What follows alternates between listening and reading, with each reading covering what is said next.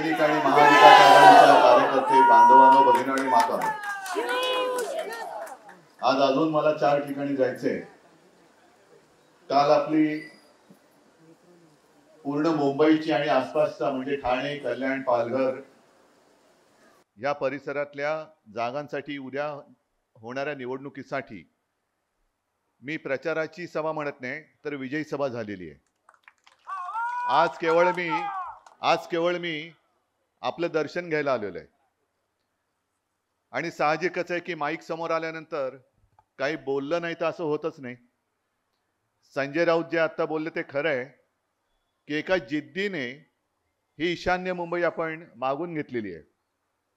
कारण नुसतं गद्दारांच्या पालख्या किती काळ व्हायच्या, हरामखोरांच्या पालख्या किती काळ व्हायच्या. आजपर्यंत आम्ही तुम्हाला पालखीत बसून मिरवलं, ज्यांना पालखीत बसून मिरवलं ते दिल्लीला गेले, पण आपल्या शिवसेनेवरती त्यांनी घात केला. शिवसेना संपवायला निघाले, म्हणून त्यांना राजकारणात आता आपल्याला संपवावंच लागेल आणि ते संपवण्यासाठी मी इकडे आलेलो आहे.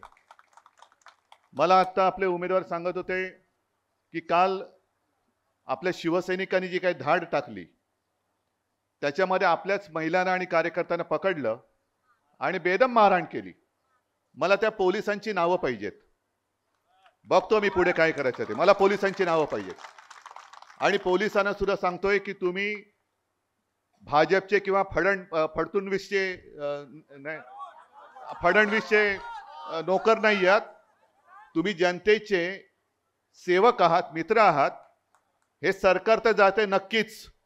उद्या आमचं सरकार आल्यानंतर तुमचं काय करायचं तो निर्णय मी घेतल्याशिवाय राहणार नाही. हा पोलिसांना मी जाहीर इशारा देतोय. जाहीर इशारा, कोणी असू दे. लोकशाही समोर आणि जनतेसमोर तुमची मस्ती आम्ही खपून घेणार नाही, अजिबात नाही. आणि ज्यांनी माझ्या महिला कार्यकर्त्यांवरती नेभळट पोलिसांनी हात उगारलेला आहे त्या हाताचं काय करायचं हे उद्या सरकार आल्यानंतर मी बघून घेतो. हा इशारा मी पोलिसांना देतोय. तुमच्या समोर येताना आपल्या महाविकास आघाडीची पत्रकार परिषद झाली.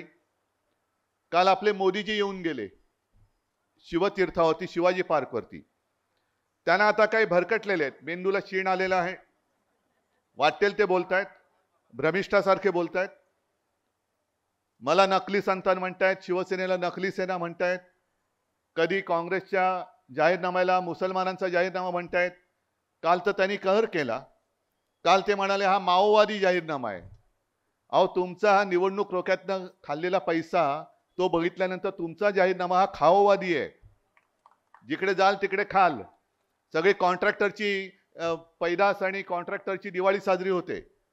मुंबईला ज्या पद्धतीने तुम्ही लुटता आहात आणि लुटलेला आहे, पहिल्या प्रथम आपलं सरकार आल्यानंतर या मुंबई आणि महाराष्ट्राच्या लुटारून आम्ही तडीपार केल्याशिवाय राहणार नाही.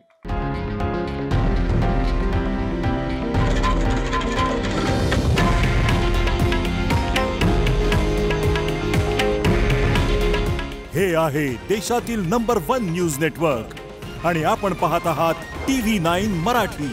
काळजी तुमची, हित महाराष्ट्राचं.